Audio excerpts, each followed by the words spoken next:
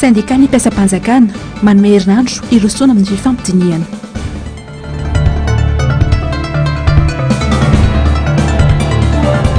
Polisy pirenena tsy tokony handray baiko politika.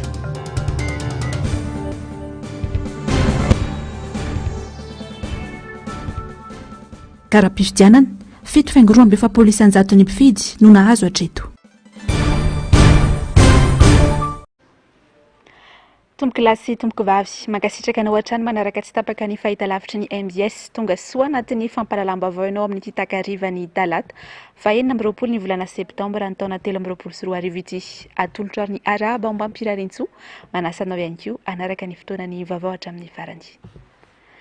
Isantarantsika ny fampahalalam-baovao amin'izao fotoana izao ny mahakasika ny raharaham-pirenena dia io arivo io ary mbola mitoetra amin'izao ora iresahantsika izao ny fisionana eo amin'ny ray aman-dreny ara-panao ny FFKM sy ny kandida 12 mirala etsy amin'ny IEP Ampandrana fivoriana mikatotra ny fisionana inona fa fitadiavam-baolana manoloana izao krizy novoleny izao no ifotorany dinika ny kandida Rajoelina no tsy tonga teny an-toerana fa nandefa soloteny raha ny vaovao tsy nekeny kandida ny fanatriany Augustin Andriamananoro ity fisionana ity ka nahatonga azy nivoaka niditra ny efitrano fivoriana ho tanterina amintsika miandalana eto ihany moa ny akony sy ny votoatin'ny fisionana izy 12 mirala miaraka amin'ny filohampiangonana efatra mirala rehefa voaraintsika ny andindinina izay.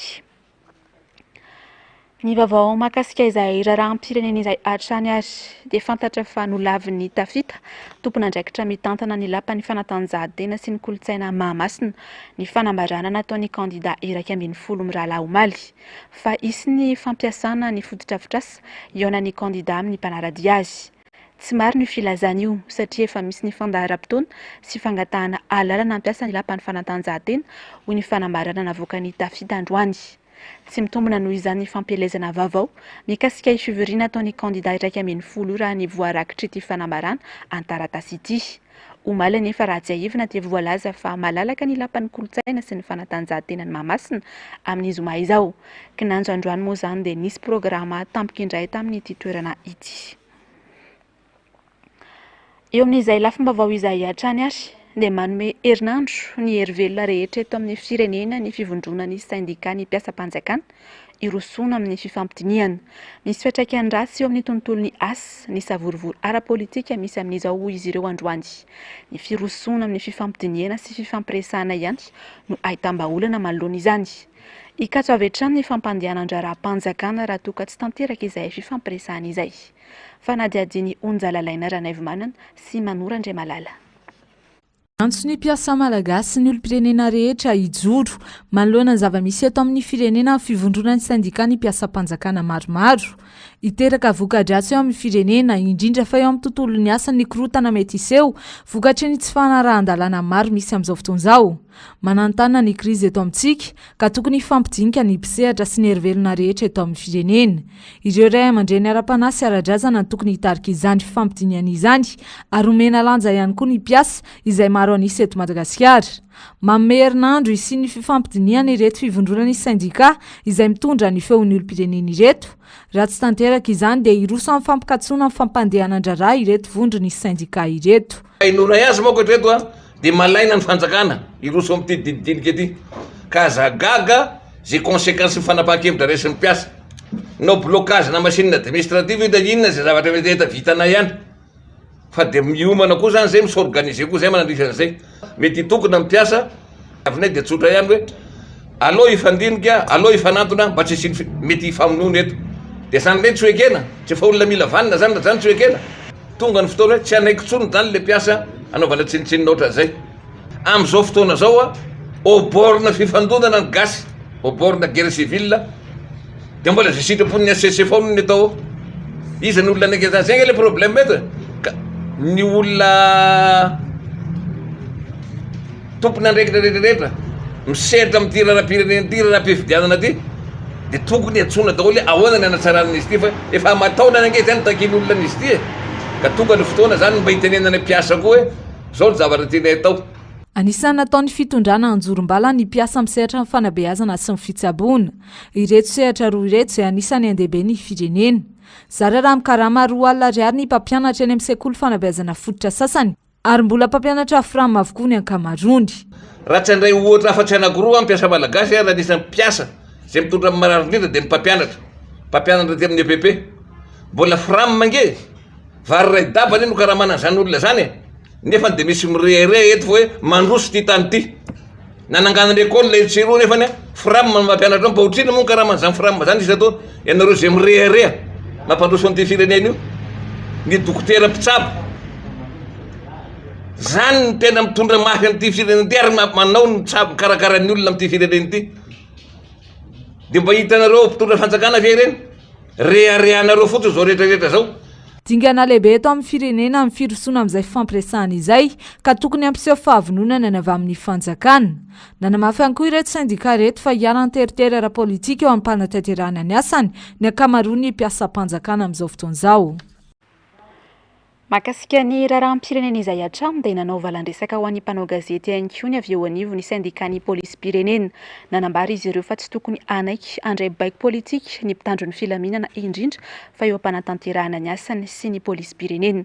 Entitra araka izany ny avy eo anivo ny Fédération nationale ny syndicat-ny polisy-pirenena nilaza izany. Mila mijanona amin'ny matsy mitanila azy ny polisy-pirenena araka ny voafaritry ny lalàna. Ankoatra ny fandikan-dalàna ataon'ny mpitandro ny filaminana amin'izao dia niresaka mahakasika ny olana eo anivo ny ministera ny filaminam-bahoaka ihany koa ny syndicat ny polisy-pirenena. Onjalalaina Ranaivomanana sy Manora Andriamalalatra any. Mazava ny voalaza ny lalàna fa tsy tokony hitanila ny mpitandro ny filaminana eo am-panatanterahana ny asany. Ary ny fiarovana ny vahoaka sy ny fananana ny tokony atao laharam-pahamehana fa tsy ny fanatanterahana baiko politika. Mitovy avokoa ny olona rehetra, samy eo ambany lalàna na izy na eo amin'ny fitondrana na ny avy amin'ny fanoerana ka tsy tokony hisy olona ambony lalàna eto amintsika. Tsy tokony anaiky atao fitaovana politika ihany koa mpitandro ny filaminana indrindra fa ny polisy-pirenena, ony avy amin'ny Fédération nationale ny syndicat ny polisy-pirenena androany. Tokony anana fialana lalàna, zany hoe neutralité, mpitandro ny filaminana manoloana ny olana ara-politika zay misy eto amin'ny tany sy ny firenena. Tsy tokony endany na amin'iza na amin'iza amin'ny fanatanterahana ny asa satria lalàna mipetraka zany ary tokony ho hajaina. Tsy fahavalo ny vahoaka akory ny mpitandro ny filaminana ary natao anaja lalàna ka tsy hitsika indray no ampianatry ny olona ndika lalàna anome endrika ratsy eo amin'ny lafiny fitandrona ny fandriampahalemana eto amin'ny tany sy ny firenena. Aoka retsika mba ho tonga saina ka tsy anaika ataon'ny mpanao politika fitaovana hiaro ny sezany sy hiarovany tombotsoany manokana fa mba hijoro amin'ny maha-neutre atsika, amin'ny tsy mialanalana eo amin'ny lafiny fanatanterahana ny asa. Ankoatr'izay dia fantatra fa mbola tsy nandray ny tampo-karamana ireo polisy ny asa nandritry ny lalaonosy herinandro maromaro eo aoriana ary vao hitsakitsaka ny zo fototra arak'asa sy ara-tsindika eo amin'ny ministera ny filaminam-bahoaka ka hanaovan'ny sindika antso avy ny hijerena vahaolana manoloana izany. Eo amin'ny sehatry ny asa dia sany kompania mpitanterana Air France raha toka androaka ny Babara Kotoarisoa filohan'ny antoko politika madio noho ny antony ara-politika. Tsy azo ekena izany fampifangaroana ny resaka politika amin'ny tontolon'ny asa izany. Sombony tamin'ny afatra nentin'ny randrana syndikaly izany androany, manoloana indrindra ny fandrahonana fandroana an'ity mpitarika ny antoko politika madio ity amin'ny toeram-piasany. Nzavandre Mahefa sy Andra Kotomalala no mitatitra amintsika ny andindiny izay. Kandida filoham-pirenena iray no voalaza fa ao ambadiky ny tsindry androana ny Babara Kotoarisoa filohan'ny antoko APM ao amin'ny Air France izay toeram-piasany ankehitriny. Anohony ny fanionkevitra politika nataony sy tamin'ny ainao manjery tsy miankina ireny no antony raha ny fanazavana. Anazo fampetsona teny amin'ny toeram-piasany arak'izany i Babara Kotoarisoa androany notronon'ireo mpikambana ao anatin'ny sindikany mpiasa ao anatin'ny randrana sindikaly. Afampana ho ity sindika ity ny mety hoendriky ny zavatra iseho raha toka ho tonga amin'izany fandroana ny Babara Kotoarisoa izany ny mpampiasa azy satria teritery politika ny zava-misy. Dia izay ny afatra ho an'ny androany dia mahitsy ny afatra ho an'ny amin'ny Air France.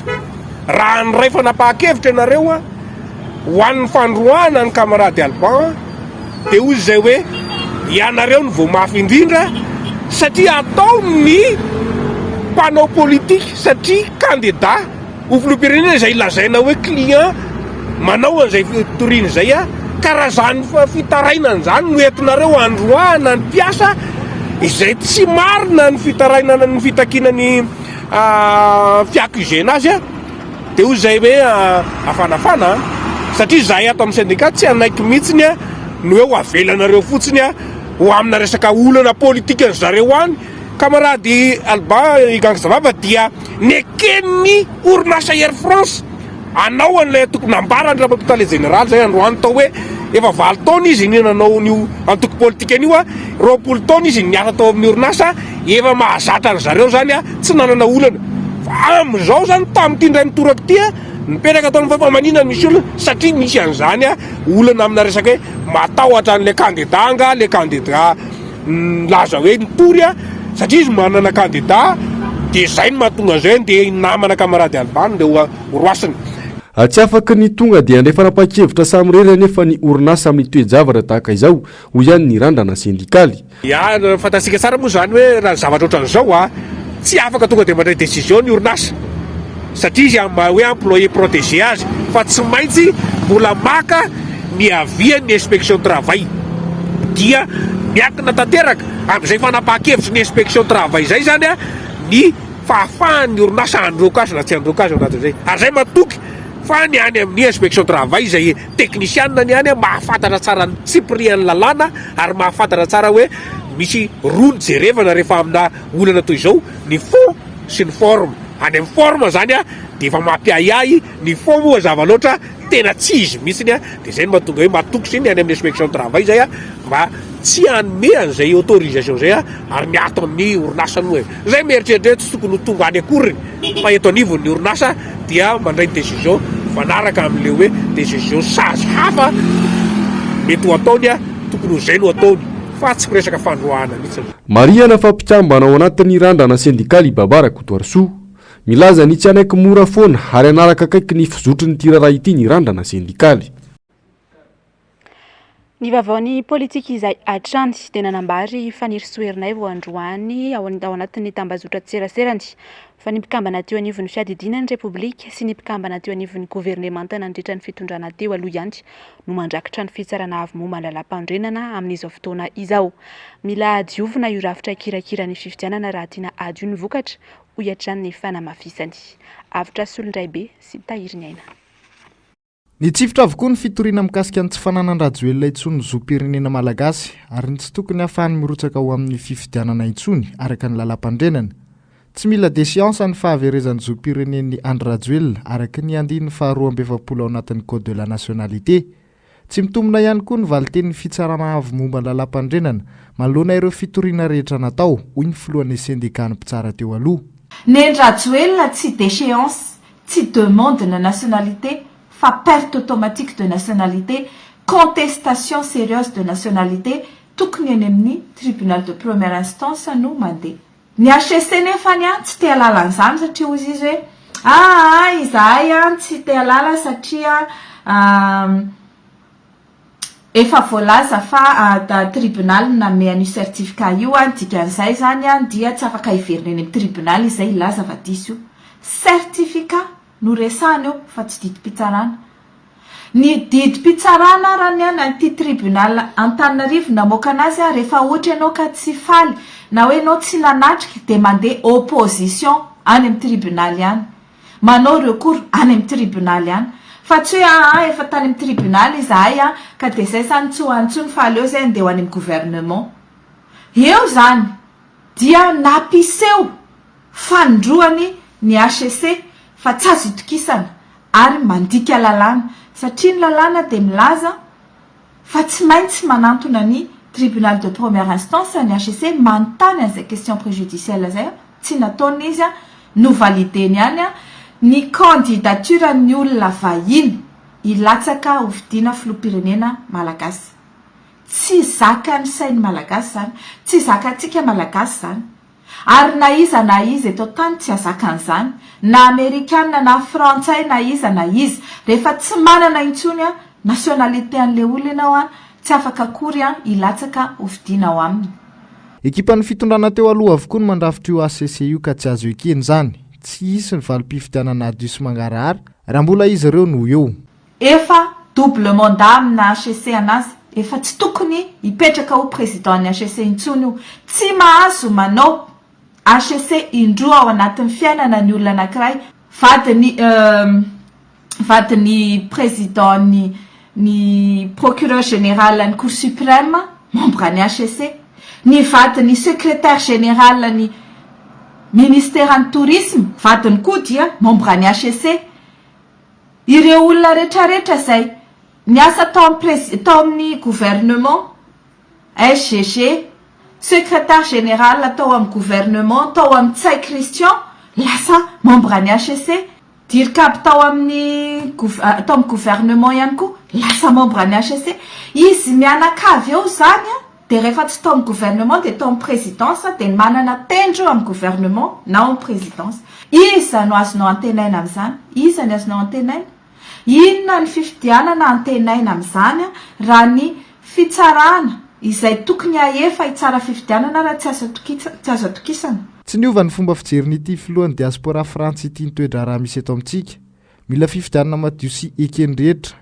Tsy ho tanteraka nefa izany raha tsy misolo avokoa ireo mpikambana eo anivon'ny ACC, ny CENI ary ny gouvernemanta. Izay kosa ny fandikan-dalàna tsy mendrika ny kirakira fifidianana intsony ny gouvernemanta sy ny androm-panjakana hoy nambarany solombavam-bahoaka ny Madagasikara voafidy tetsy amin'ny boriboritany faha-efatra androany tao anatin'ny fandaharana miara-manonja. Mazava kosa ny mponina avy any atsimo tsy mila vahiny hitondra ny firenena izy ireo. Avitra Solondray be, Mathieu Princy. Leo ny fitondrana teo alohan'ny tarihan'ny Andry Rajoelina ny vahoaka avy any amin'ny tapany atsimon'ny nosy iny. Maro loatra ny fampanantenana natao kanefa zara raha nisy ny vita. Tsy misy ny asa nampanantenaina, miamafy ny fiainana, ny kely mba hananana sy ny velomana azy tsy zarizary amin'izao. Sahirana andrehetra ka lasa manao ny tsy fanao ny fitaraina nisy olo-tenan'ny mponina avy any anosy. Fa ny akamaroan'ny olo zany raha tsy nisy an'io arenakibon'ny tany io, fa maty zahay any. Ino anao varotra mika ary 150. Io no iainan'ny olo any sisa io, eladrano zany hoy tsika mahay azy. Raha tsy nisy an'io zany ny olo any fa maty. Regny zany mba midimidin'olo ary 150 isaky ny kilo, veriveren'olo zay raha reo de io ny amidy any Fort Dauphin, amidy any Tuiliara, io zany misy olo patron magniraky de io mba iainan'olo any. Fa vo tsy misy ny arenakibon'ny tany, vo mikatona koa io zany, tsy latsaky gn'ora, de ny kion'olo ny tsapainy. Tsisy ninino any, fampihinany, fangalatra. Mazava loatra moa zany, tsy maintsy zay ko zay manana tsy maintsy alaina. De tsisy milamina ny tany, sahirany jandarma, sahirany be ny tanàna. Zany ny zavatra misy agny, ataonao koa regny hameheny io. De jerenao tsara zany fa ny aktivité any zany de io resaka renakibon'ny tany io mba iainan'olo raha misokatra koa. Fa ndray koa misy le raha, ndray tsy misy. De faro manaraka an'izay ny asa agny zany tsy misy orinasa agny, fa de asa tena ny iainan'olo any, mitety tsena. Resaka fiteteza-tsena entana avaty ohatr'zany de zay ny iainan'olo any. Ankoatran'izay zany tsy misy asa firy agny. Tsisy ninino any. Ino ny zavatra misy nefa agny nefa de azo anokafana orinasa be de be. Tsy maro toerana hikarakara ny fifidianana mihitsy ny CENI sy ny ACC ary ny gouvernemanta mijoro no ireo fanitsakitsahana-dalàna ataon'izy ireo. Izay no mahatonga ny vondrona iraisam-pirenena manara-maso akaiky ny fizotry ny fifidianana amin'izao mba hisiny ny mangarahara sy lavitry ny korontana. Dikan'izay zany a de fanitsakitsahana lalàna malagasy tao anatin'ny code de nationalité no natao hatramin'izay ary nitondrany ny tany sy ny firenena zay mamiteraka ady goavana ary ady hevitra goavana amin'izao fotoana zao ary tsy azo ekeny eto amin'ny tany sy ny fanjakana ny mbola irotrahany zany olo zany a ao anatin'ny fifananana ho filoham-pirenena tsy azo ekeny zany de eo ndraiky ny atao hoe mbola fanerena ankolaka ny filohan'ny antenumeran-doolona tsy hitondra n'lay atao hoe filoham-panjakana vonjomaiky hitantanantany sireny mandritra ny fotoanany anaovana ny fifidianana sy ny atao hoe intronisation amin'ny volana janoary 2024 dia nomena amin'ny fanitsakitsahanana ny lalam-panorena nomeny ny ACC zay rehetrarehetra zay zany faniry no mahatonga ny masony zao tontolo zao tia Madagasikara ka andefasan'ny olona hiraka hijery hoe ahoana marina mo ny tena fandehan'lay mety ho fividianana ho filoham-pirenena ao Madagasikara zay araky ny nataony navokandreo fa atao amin'ny 9 novambra ho avy zao. mifantoka tanteraka amin'ny fanatanterahana ny fifidianana andrehetra dodina ny olom-pirenena amin'ny anatanterahana izay fifidianana izay anaty fahadiovana fangararana ka antony angatahany rehetra ny tsy tokony anekenan'ny filatsako fidinina olona tsy malagasy intsony. Eo amin'izay vaovao makasika ny fanomanana ny fifidianana izay hatrany ary dia fantatro fa 7.4 isanjato amin'ny mpifidy manerana Madagasikara no nahazo ny kara-pifidianany hatreto. Taremarika avy amin'ny voamira maloha tena misana ny fifidianana na ny seni. Ny haiko moa ny teo anivon'ny seni fa misy ny tsy fahatomombanana tsy eo amin'ny fizarana ihany fa ny makasika ny mombamomba ny kara-pifidianana ihany koa. Fa nadiadiny mialy rarinombana sy sitraka Andriamalala. Betsaka ny tsy fahatomombanana amin'ny fizarana ny kara-pifidianana izay mampimenomenona olona maro amin'izao fotoana izao. Ankoatra ny fahadisoan'ny anarana na andraikitra sy mombamomba n'ilay olona tompony karatra, hatranga nisy eo ihany koa ny fisiana olona efa maty kanefa mbola nahazo kara-pifidianana ihany. Misy amin'ireo olona ireo namony hainy taorian'ny fanisana, hafa nisy ihany koa ireo efa maty antaonany maro kanefa mbola voasoratra anaty lisitra ary dia dikany eo anivon'ny voameramalo tena misana fifidianana osika izany. Raha fahadisoana tsy pelina no tsy fahatomombanana, tsy mampiovana inona na inona izany ary afaka maneho safidy n'ilay olom-pirenena amin'ny fotoana anatanterahana ny fifidianana. Hatramin'ny zoma teo, fantatra fa 7.4 isanjato no isan'ireo mpifidy efa nahazo karatra manerana ny Madagasikara. 7.42 eo zany no kara-pifidianana efa voazara manerana Madagasikara. Marina tokoa fa misy tokoa ireo hoe tsy fahatombanana hita rehefa voazara ilay kara-pifidianana. Misy diso ny anarany, mety misy diso koa tsy pelina ny mikasika ny ataontsika hoe ny anaran'ny ray aman-dreniny ny tsy ampirorosaina antsika mpifidy satria tsy hisakana n'ilay olona, tsy anatanteraka ny zony, tsy hisakana ho an'ilay olona, tsy ahafahany mifidy akory reny fahadisoana materiel ao anatin'ny kara-pifidianana satria ny kara-pirenena no tena anamarinana ny mombamomba azy. Le hoe lefa maty no mbola nanototana kara-pifidianana. Rehefa namarinana moa zany dia vola hita fa maty taoriana n'ilay nanaovana n'ilay fanisana n'ilay olona, misy koa nefa le hoe nisy olona efa maty ho 10 taona nefa dia mbola soratra ao anatin'ny lista ihany ary dia mbola nahazo kara-pifidianana. Iny kosa dia verina fa tena nisy osoka tao raha toka misy zany toe-javatra zany. Misy n'izay zavatra izay moa zany dia efa nigiazinay ary dia efa amokafana fanadiadiana. Anisan'ny mahatonga ny fahatarana amin'ny fizarana eny anivon'ny fokontany ny alaviran'ny toerana sy ny ara-tsin-dalana. Nambarany teo anivon'ny seni, hafa 5.9 ny komina mbola tsy naharay ireo kara-pifidianana noho ireo antony ireo. Anisan'ny tratran'izay fahatarana izay ihany koa anefa ny eto andrenivohitra noho ny fomba fiasa sy ny lamina napetraka ny isa-pokotany. Anisan'ireo olom-pirenena mbola tsy nahazo ny karany ireto olona ireto, kanefa dia mipetraka sy monina eto andrenivohitra. Efa enkeny hoe mandeha ilay fizarana kara-pifidianana fa mbola tsy nahazo. Tokony zaraina aloha le izy. Hatramin'izao aloha mbola tsy nahazo kara-pifidianana eo aminay 67 hectares sud. Efa eny ihany aloha efa nisy fotoana lavalava na inona izay efa mandeha ny fizarana kara-pifidianana fa tsy fantatro fotsiny hoe zaraina isa-tokantrano ve ilay izy sa alaina amin'ny fokontany. Fa hatreto kosa aloha izay mbola tsy nanantona fokontany satria ny asa be dia be ny atao moa dia miandry eo an-trano fotsiny. Tsy maintsy ny tena mihitsy zany no manapa-kevitra hoe aleo mankany amin'ny boribokontany mitady ny izay azahoana azy anatananao mihitsy zava-dehibe satria ny zoanao ny zava-dehibe amin'ny tiraray mihitsy ny vonona tena koa anatin'ny fahavononana satria efa maiky mijery zava-boavoa indray. Ty safa-tsy hoe irosan'ny fifidianana nefa fifidianana madio sy milamina.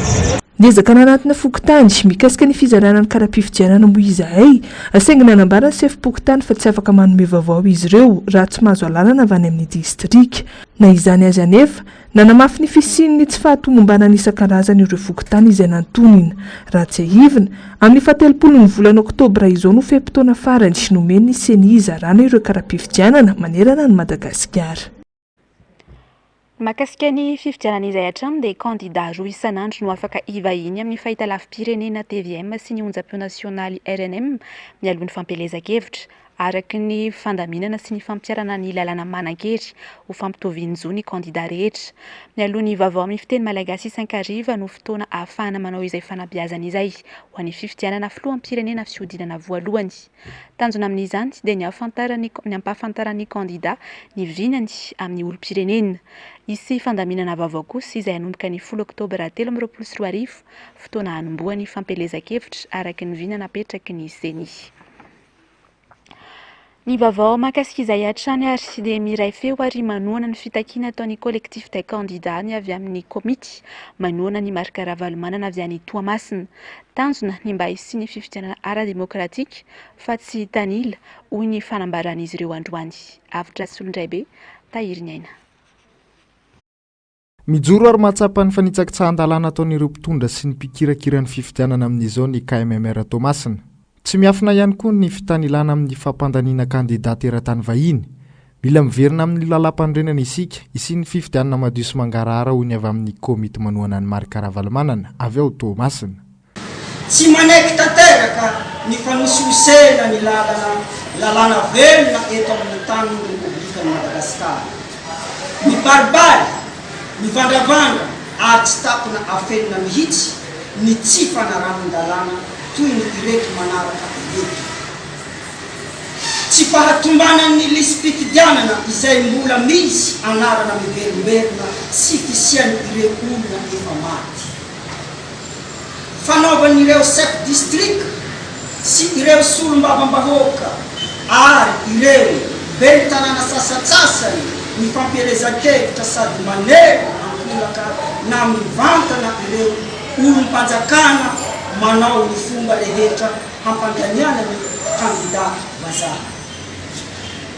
Ny fanesorana ireo chef fokontany izay tsy homba ny tifirana. Ny fanaovan'ireo chef zapa taletsekoly drenina sasatsasany fampelezan-kevitra ho an'ny tombon-tsoan'ny kandida vahiny. Noho izany dia mitaky ny fiverenana ao anatin'ny lalam-panorenana. Tsy manaiky isiany vazaha ny rotsika ho fidina eto Madagasikara izahay. Mba ho tombon-tsoa ambonin'ny firenena malagasy dia hajaintsika ny fitsipika mifehy ny fifidianana ary ampitoviana tanteraka ny zony ireo mpirotsaka ho fidina ary ny mpifidy. Manohana tanteraka ny hisiany fifidianana madio sy mangarahara ary eken'ny rehetra izahay. Miombon-kevitra sy manohana tanteraka ny fitakiany ireo collectif des candidats ny KMMR Tamatavy. Ankilan'izay dia tafajoro io maraina io ihany koa ny KMMR etsy amin'ny distrika Tsimondrano. Tetsy be horirika ny nanatanterahana izany ka tafapetraka somatsara ireo birao andrafitra ity KMMR ity. Tanterahana tao anatin'ny fivoriana ny fandaniana ny olona izay tantana ny KMMR Antananarivo Tsimondrano. Isaoran'Andriamanitra ny amin'ny fanendrena ary izay no isan'ny birao hitantana sy andrindra izany KMMR Antananarivo Tsimondrano zany. Tokana ny tanjontsika dia ny ampandresena an'Andriamatoa marika ravalomanana ary dia hitaomana antsika rehetrarehetra sahady tsy hanavahana na iza fa zay rehetrarehetra mangetaeta hanohana sy hampandany an'Andriamatoa marika ravalomanana dia malalaka ny varavarana raisinay Antanandroa. Zany no atao araka ny afatry ny birao foibe ny KMMR dia satria efa antongotra ny fotoana anatanterahana ny propagande ka izany no antony nanatanterahana ny fifidianana tamin'ity androany ity. Manao toivakana ihany koa ny fanehoan-kevitry ny olom-pirenena mahakasika indrindra ny raharaham-pifidianana sy ny raharaham-pirenena amin'izao fotoana izao. Anisan'ny nitondra ny fomba fijeriny mikasika ny zava-misy tao anatin'ny fandarana dinika omaly amin'ny maha-olotsotra azy fa eo ihany koa amin'ny maha-mpanao gazety azy Jerry Edouard. Mitombona hoy izy ny fahasorenan'ny olom-pirenena ary mitombona tahaka izay ihany koa ny aia ny ankolafi-kely isan-karazany eto amin'ny firenena. Miala Raronombana sy Sitrak'Andre Malala. Fandikan-dalàna tsy latsaky ny telo no nataon'ny fitondrana Andry Rajoelina sy ny fitsarana avy momba ny lalam-panorenana anany HCC tamin'ny tsy volana septambra ity. Anisan'ny tsy mahatsepon'ny olom-pirenena ny nametrahany ity filoham-pirenena teo aloha ity anatota taratasy filatsahako fidiana amin'ny fifidianana amin'ny 7 novambra ho avy izao na dia tsy tokony manao izany intsony azy izy noho ny fizakan'ny zoom-pirenena frantsay ary nahaverezany zoom-pirenena mahamalagasy azy. Neken'ny HCC izany satria dia nivoaka tao anatin'ny lisitra ireo kandidata 12 irotsaka i Andry Rajoelina na dia efa hita mibaribary izao aza ny tsy mahara-dalàna izany. Nanampitrotraka indray ny fandavan'ny filohan'ny antenimieran-doholona ny fandraisana ny fahefana ho filoham-panjakana ka nanomezan'ny HCC ny governemanta ny fahefana ho amin'izany izay mbola manjavozavo ho an'ny vahoaka malagasy hatramin'izao. Nahitsy ny olotsotra iray no sady mpanao gazety raha nilaza fa mitombona ary aradrary ny fahasorenan'ireo olom-pirenena manoloana ny zava-misy. Tombona ny hasorenan'ny tsirairay manoloana n'ireo tranga ireo. Mahita ihany koa ary tsy resy lahatra amin'ny fanazavana izay omeny ny fomba fitondrana na ireo izay mety mahita fomba anankiray ny amin'izay fa hoe mandeha na hoe ara-dalàna ireny natao ireny. Tsy resy lahatra moa izany. Tonga n'izay tsy faharesen-dahatra izay dia tsy hoe manohitra, ny tena tsy hoe manohitra, tsy mpanohitra satria ny tena dia tsy mpanao politika, tsy mivondrona anaty antonko politika aloha fa hatreto dia mbola tsy manao politika aloha ny tena fa dia mandinika aloha tombona tanteraka ny ahia ny kolafi-kery ankehitriny izay mieritreritra sy mahita fa tsy aradrariny ary tsy mitombona avokoa ny zavatra mitranga ankehitriny. Anisan'ny nanamarika ny fitondrana teo aloha ny fanakatsakanana ny fahalalahana maneho hevitra. Ny arandra matahory ireo rehetra sanamboaka ny heviny eny hatramin'ireo ana-manjera azy dia voasakana ihany koa. Ao an'ity mpanao gazety ity tokony hajaina satria zo fototra ny fanehoan-kevitra ary tokony ampiarina amin'ny olon-drehetra tsy ankanavaka ihany koa ny lalàna. Dia rehefa iza zany no mahazo maneho hevitra tahaka ireny rehefa iza no tsy avela maneho hevitra. Ny hevitra nge samy manana ny azy. Na marina io na tsy marina hevitra foana io aloha. Na iza no mamoaka azy na iza mamoaka azy hevitra io ary hajaina. Rehefa iza zany no ampanarahana an'izay lalàna izay, rehefa iza no ampiarana an'izay lalàna izay. Tsy misy eo ambony lalàna ary tsy misy eo ambany lalàna fa miara-mitovy amin'ny lalàna avokoa fieritreretana azy. Tsy ireo olom-pirenena na ny mpanao politika irery ihany no hiaran'ny fanakatsakanana isan-karazany eo amin'izay fahalalàna maneho hevitra izay fa voatotoina hatramin'ny asa fanaovan-gazety ihany koa. Tsy misy afa-tsy ny etika sy ny deontolojia irery ihany no tokony hametrany asa fanaovan-gazety ho hiatrany faneho-kevitra Jerry Edouard. Rehefa mpanao gazety ianao ka manana ny karatra maha-mpanao gazety ianao dia zonao ny miditra anatina toerana iray. Manao an'ilay asa fanaovan-gazety ianao dia efa manana zoa aka sy hitrandraka vaovao. Ny famerana ny atao hoe fanaovan-gazety aloha dia efa tsy tokony ho atao amiko. Ny atao hoe ny définition famaritana. Amiko ny famaritana izany dia miaingeto dia tapitreto. Kanefa ny asan'ny gazety dia asa malalaka. Mety hoe misy tanakaokavia tandroasana dia ny tanakaokavanana malinasa etika sy deontolojia. Izay ihany angambany mety hoe mametra ny asa fanaovan-gazety. Tsy ao anatina fotoana tahaka izao intsony tokony hamerana an'izay zo fahafahana maka vaovao izay. Noho ny fahatsapana sy ny fahitana ireo tsy fahatomombanana maro ireo no antony anaovana ilay hetsika fotsy tanterahana amin'ny 5 ka hatramin'ny 7 volana oktobra ho avy izao. Hetsika izay tsara tsy ahivona fa tsy fidinana an-dalambe akory fa kosa fisalokana ny loko fotsy na akanjo izany na satroka na fehin-tanana sy ny maro hafa ilazana fa tsy zaka intsony ny zava-misy iainan'ny malagasy amin'izao fotoana izao.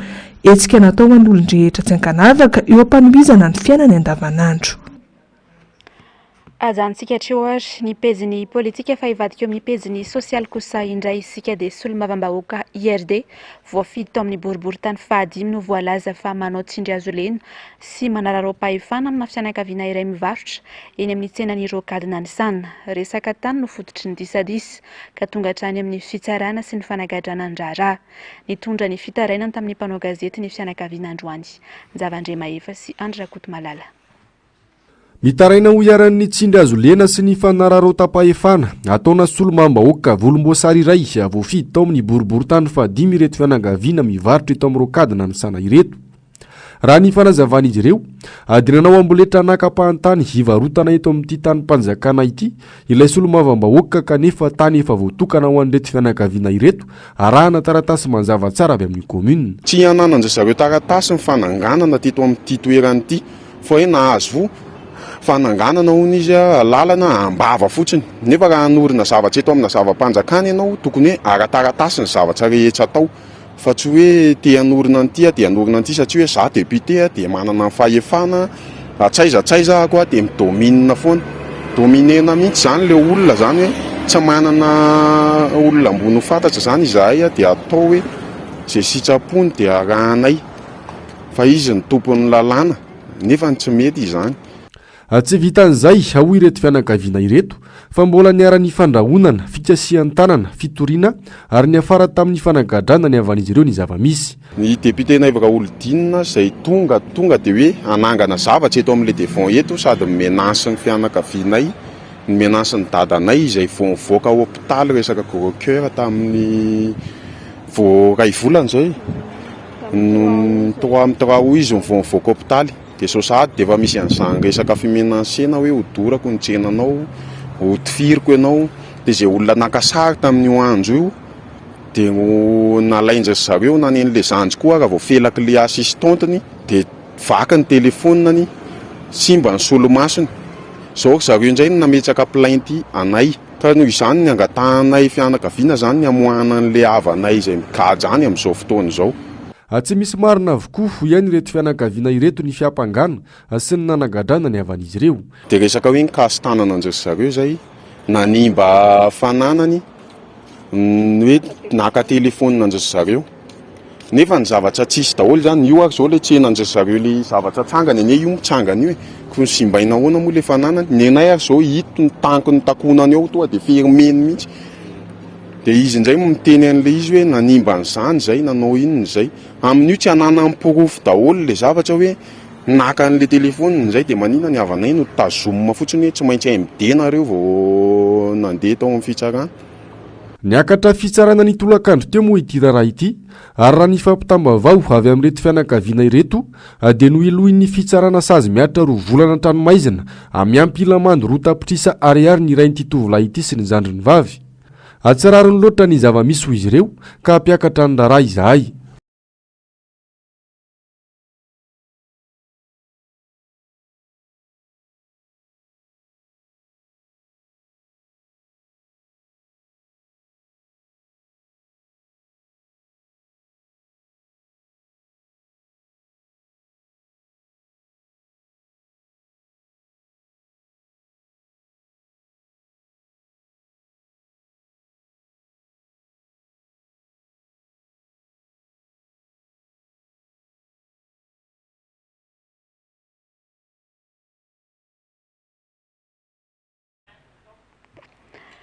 Ny fitadiavana ny sakafo hoan'ny isan'andro no tena manahirana ny olona amin'izao ary tsy tafiditra ao anatin'izany laharam-pahamehana ny fanokanana vola hiatrehana ny fahasalamana.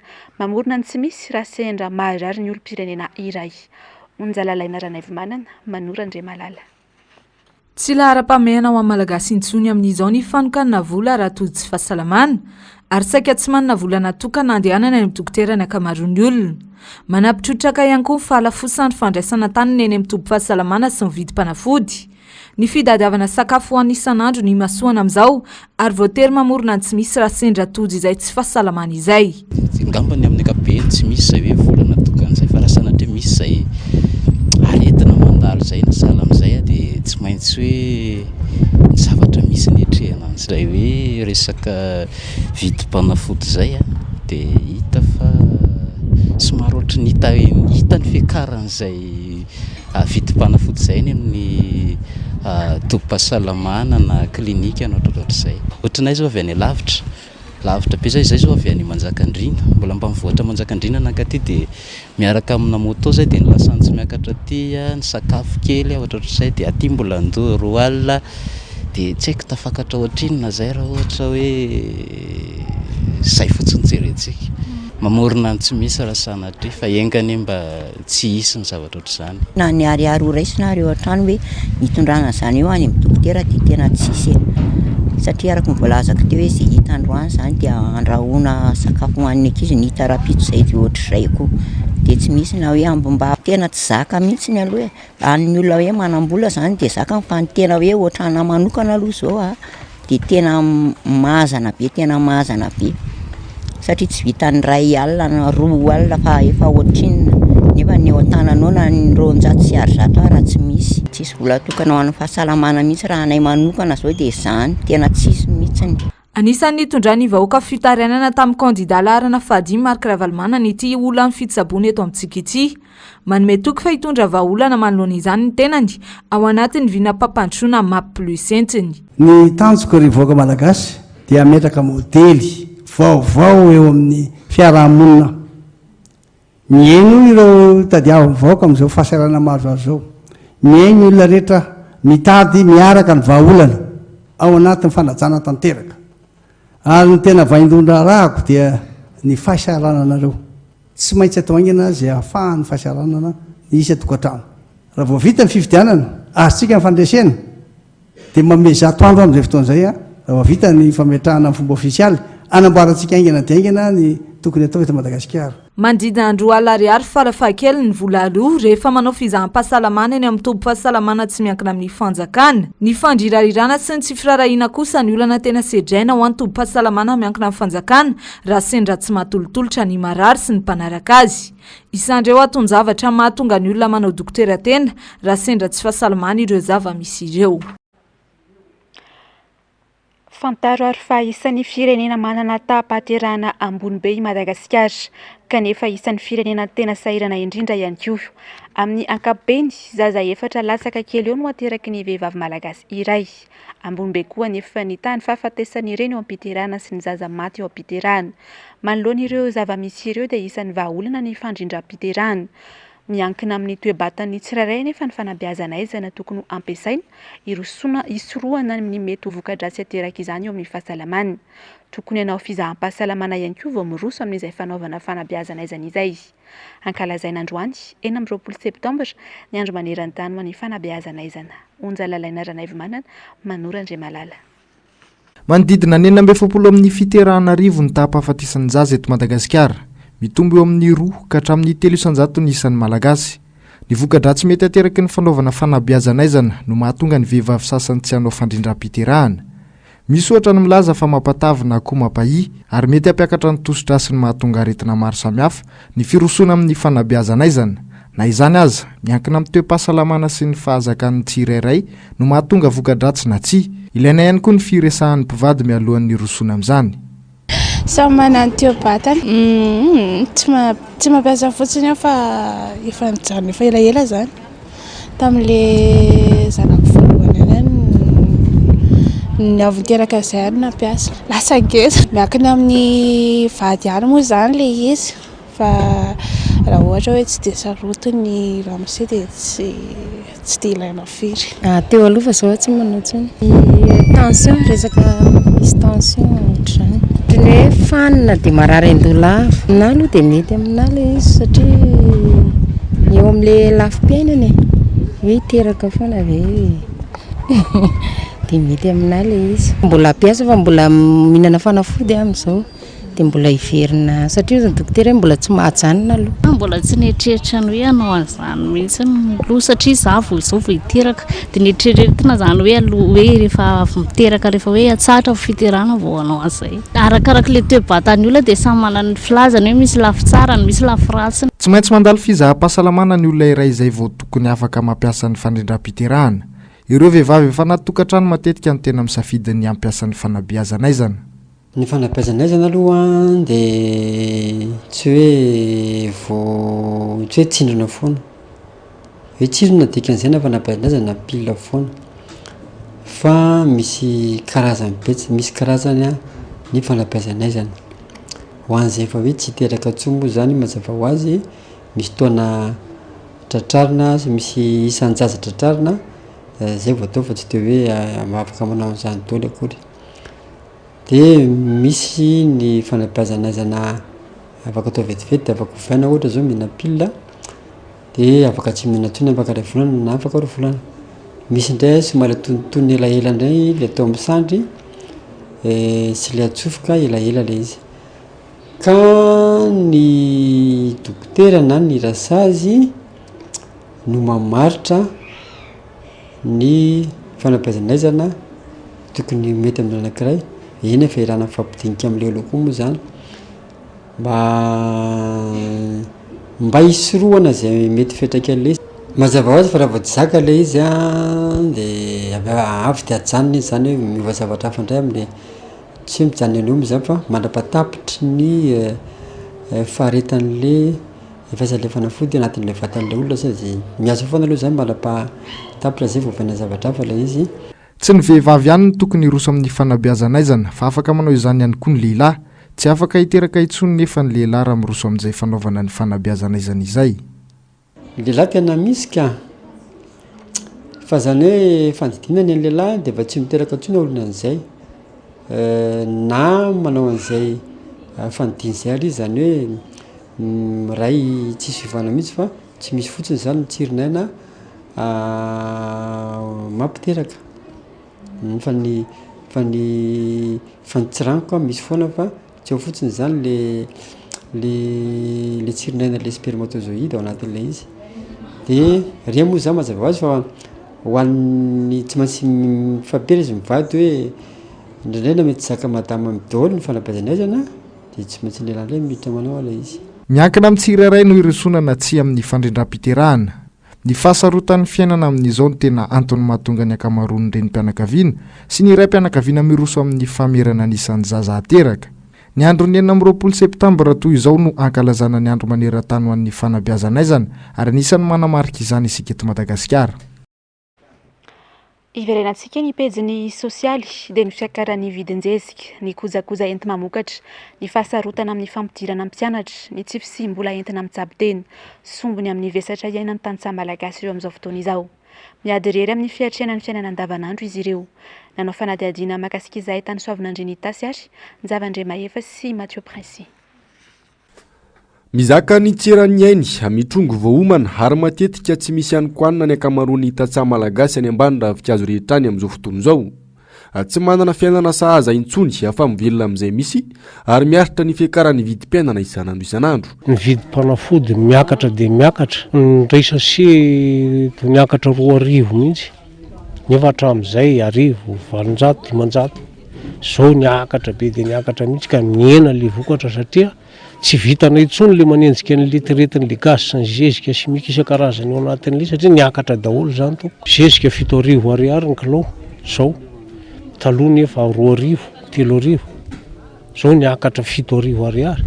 Dia tsy araka le zay tantsahatsony zany le resaka sy fanamboarana le resaka fambolena mihitsy any ka dia midina any 700 mihitsy na vokatra tantsaha to. Zarara mianatra ny akamaroan'ny zaza malagasy. Sahirana amin'ny fampidirana mpianatra satria vola avokoa izay atao rehetra. Tsy afaka mitsabo-tena intsony ny akamaroany ary voateram-pandeferina manaraka izay ihany koa ny fampianaran-janaka. Tsy afaka mitsabo-tena satria vola zao tsy misy dia tsy afaka mihitsy. Dia tamin'izay fotoan'izay ny zanako afaka CP soma tsara dia noho ny fandidiana teo am-pelantanako dia tsy afaka nianatra satria tsy ampy ny vola dia tsisy mihitsy dia mipetraka soma tsara zany dia niala am-tenatena ny zanako. Amin'izao ora zao zany mba mianezaka indray satria vao misy afaka 6e dia zao vao mba verina tsekoly indray. Tena enjana be zao fampidirana mpianatra satria fanjakana tsy miantoka ninina intsony fa dia ny ray aman-dreny daholo miantoka an'ity rehetrarehetra ity dia tena zarara mitondra fitaovana ny ankizy amin'izao satria lafo be koa ny fitaovam-pianarana tamin'ity taona ity tena hoe sonitra tena ny sonitra dia lasa tena sahirana hoe kahie iray avadika intelo anaovana lesona telo. Hafa ihany tamin'ny fitondrana Ravalomanana hoy ireto tantsaha nanaovana fanadihadiana ireto. Resy tsapa isa tokantrano tamin'izany ny vinanetiny ho an'ny vahoaka malagasy indrindra ny tantsaha 8,700 ny malagasy. Zavatra azo tantaraina aloha zany dia misy mahasamy hafa be azy marina ny fitondrana tamin'ny Ravalomanana sy ny fitondrana tamin'izao. Satria tamin'ny fitondrana teo ty dia tena saika nampitondra fahoriana tokoa satria mbola tsy nisy olona nitapena ambava ary tsy mbola nisy fiangonana nakatona raha tsy ny fitondrana ranga afaran'ity io. Tamin'ny andro filoha Ravalomanana tena lamina be ny ray aman-dreny hatramina tabile amin'ny mpianatra, kitapo, fitaovana rehetrarehetra iny, ny fisoratana anarana lamina be fa zao tena rotoroto, tena azakazaka mahazo ny ray aman-dreny amin'izao. Voafaritra ao anatin'ny asa maika ny vinany maplus ho an'ny kandida lalana fahadimy marika raha valomanana ny fanohanana ny tantsaha, ny fanomezana azy ireny masom-boly sahaza, ny fanamboarana ny tohadrano ary ny fanomezana azy ireny tantsoroka ara-pitaovana. Rehefa velona araka ny tokony izy ny tantsaha izay valo amin'ny 700 ny malagasy dia afaka mampiditra anjana any an-tsekoly ary afaka misitraka fitsaboana mendrika ihany koa, androso arak'izany Madagasikara. Eo amin'ny pejiny kolotsaina kosa indray ary no anizantsika ny fampahalalam-baovao dia manana olona maro manan-talenta raha i Madagasikara, na eo amin'ny lafin'ny mozika izany na eo amin'ny lafin'ny fihirana. Matetika nefa afenina ary tsy voatrandraka izy ireny noho ny antony maro. Anisany mahatonga izany ohatra ny tsy fahampiana sy ny fahasahiranana. Zava-misy izay tokony tsy olana nefa izany sy sakana raha toka misy ny finiavana. Fanadihadiny mialy rary nomana sy sitraka Andre Malala. Tokony tsy hijanona ho nofinofy fotsiny ihany ny fananana talenta iray, fa tokony atao izay hitrandrahana izany sy hametrahana tanjona mazava mba ahafahana manatanteraka ny nofinofy ho lasa fandrarana. Manana tanora manan-talenta maro isan-karazany i Madagasikara, ka anisany mampiavaka antsika ny lafin'ny fihirana sy ny mozika amin'ny endriny maro. Hatreto, mbola sakana tsy ahafahan'ny tanora mivelatra nefa ny tsy fahampian'ny enti-manana sy ny fahasahiranana misy eo amin'ny ray aman-dreny. Tokony tsy ho sakana anefa izany ary tokony hifantohana hatrany izay talenta izay mba ho voatrandraka araka ny tokony ho izy.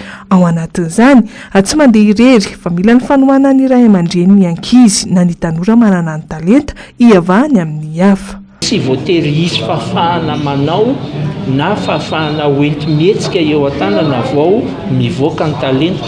Ny toeran'ny ray aman-dreny mikolokolo, mitaiza, manampy ny tanora hahafantatra ny talentany ary manohana azy amin'ny fampivelarana ny talenta iny dia tena zava-dehibe. Any aza amiko ny tena zava-dehibe fa rehefa iny no tranga miseho dia tonga foana le zavatra. Tsy vola ireriny tsy ahafahantsika mihetsika fa ny olona tsika dia izao adinitsika fa ny fahafahana mivoatra ary tafavoaka amin'ny fandraharana na amin'ny zavatra atao dia miankina amin'ny fahalalana olona. Raha vao misy izay fiombonana izay, misy ny fiaraha-miasa ary misy ny tanjona iarahana manatratra dia mivoaka ho azy le izy. Ilaina ny fanjakana manamora ary manohana an'ireny ezaka rehefa mivoaka ny talentan'ny tanora. Ankoatra ny fandavan-tena sy ny finiavana, anisan'ny fiapetra tokony ho raisina ihany koa ahafahana mitrandraka ny talentan'ny ankizy na ny tanora iray,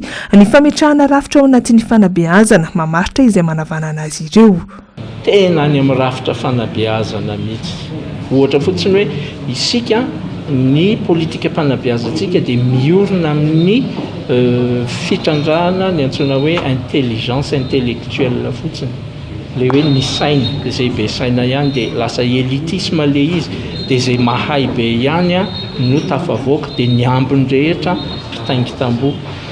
Fampivelarana ny intelligence amin'ny lafiny be dia be, ohatra intelligence sensorielle, ohatra ny mozika zao dia ato ny fiainona.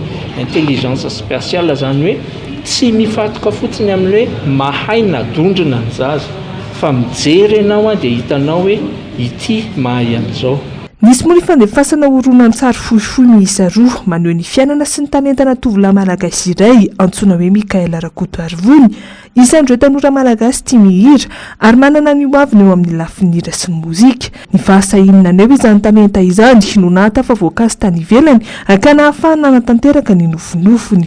Nahasarika olona maro ihany koa ny tovolahy ary anisan'ireo liana tamin'ny zavakanto nataony teratany vahiny iray izay nandrindra sy namoaka ireo horonan-tsary mahakasika azy tamin'ny alalan'ny fikambanana antsoina hoe Mémoire vive. Ny vavaony maresaka iraisam-pirenena kosa indray ary dia fantelony izao no nisy fahafatesan'olona be dia be tany Armenia.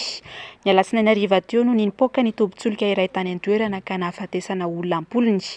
Miantso amin'ny firaisan-kina araka izany i Armenia mba hanampiana azy ireo manoloana izao loza izao. Avitra solondray be sy tahiriny no mitatitra amintsika ny makasika izay.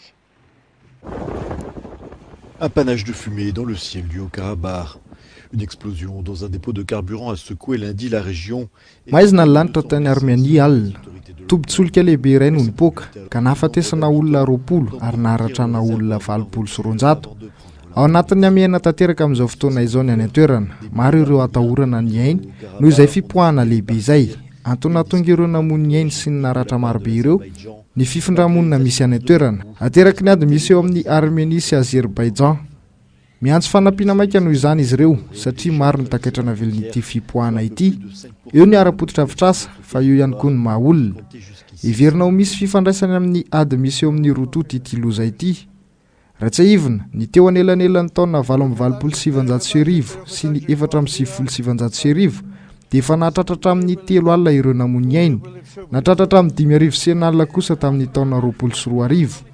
Andravonana izay disa misy eo amin'ny rotota izay dia ny 5 oktobra ho avy izao any Espaina no iona ny praiminisitra armeniana sy ny filohan'ny Azerbaïdjan eo anatrehan'ny filoha frantsay, ny chancelier allemand ary ny filohan'ny filakevitra européenne. Au même moment, des milliers de personnes à Erevan continuent de manifester contre le gouvernement. Anisan'ny vaovao nisongadina tamin'ity androany ity ny fisionana teo amin'ny FFKM sy ny kandida hirotsaka ho fidiana ho filoham-pirenena. Efa natsidiko tany Amboalohany ary fa hotaterina amintsika eto ihany ny andinindinina izay rehefa mahazo ny fampahalalam-baovao isika. Ka toy izay indrindra ary dia mba hisy ny zotra-pifitenana madio sy mangarara no natao io arivo io. Nanamafy ny filohan'ny FFKM dia ny Dr Irako Andriamasoami fa ny kandida no nantsona hiara-ivory sy fampidinika androany fa tsisy olon-tena. Hoaratsika avy hatrany ary ny fanampanazavana mahakasika izay. N'Andriamanitra ny FFKM no nahafahana nanohy ny fionana ho fandaminana ny fiainan'ny firenena. Androany dia niantso ny kandida 320 ny FFKM ao anatin'izany zotra fampionana fandaminana izany. Ny kandida ny nantsona androany. Mbola mety hisy fotoana mety ilana ny solon-tena ny kandida dia ny kandida ihany aloha no nionana. Ao anatin'ny ezaka izay atao dia vonona ny rehetra hanohy ny fionana sy ny fampidiniana ka ny tombotsoa ambonin'ny firenena ny filaminan'ny firenena no iaraha-mitsinjo.